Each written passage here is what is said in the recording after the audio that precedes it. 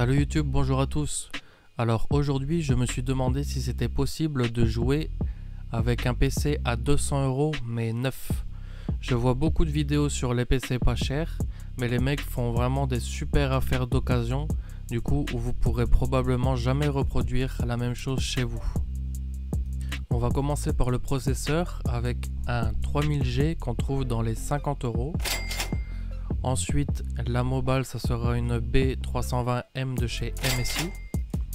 Pour la RAM, on trouve 16 Go à 50 € mais on n'utilisera que 8, alors revendez 8 Go sur le bon coin.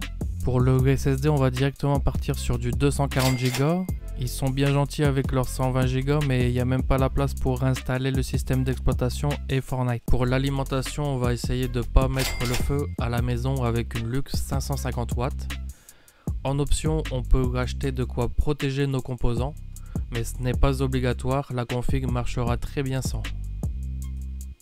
Il y aura 4 essais avec cette configuration, d'un jeu facile à faire tourner à un jeu nécessitant beaucoup de puissance. 30 images par seconde est le minimum pour une bonne expérience, mais on vise 60 pour une meilleure fluidité. C'est parti avec le premier essai, un des jeux les plus faciles à faire tourner. Il s'agit de League of Legends, un jeu très populaire en e-sport de Riot Games. J'ai été très surpris de voir comment le jeu tournait d'une façon très fluide au prix où on a payé le matériel. Le jeu est très agréable en moyen et on ne voit presque pas la différence entre moyen et ultra. En second, on a les Sims 4 de chez EA. Un jeu très populaire chez les dames qui se contentera d'une petite configuration pour le faire tourner avec fluidité. D'après mes tests, on arrive à 100 en minimum, 45 en moyen et 25 en ultra.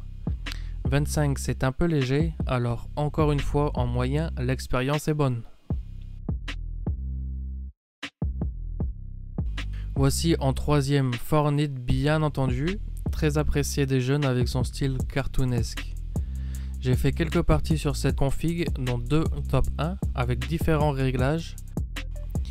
On pousse 80 images par seconde en low, 60 en compétitif, donc c'est du low avec vision épique, et 25 en normal, ou 30 sans ombre.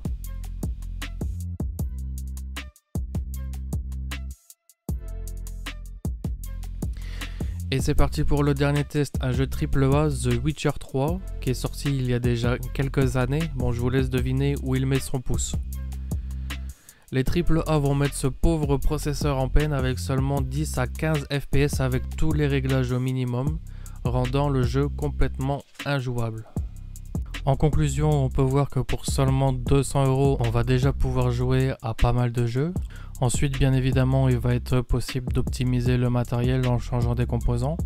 Par exemple, remplacer le processeur par un 3400G ou rajouter une carte graphique qui aiderait grandement, notamment dans les AAA.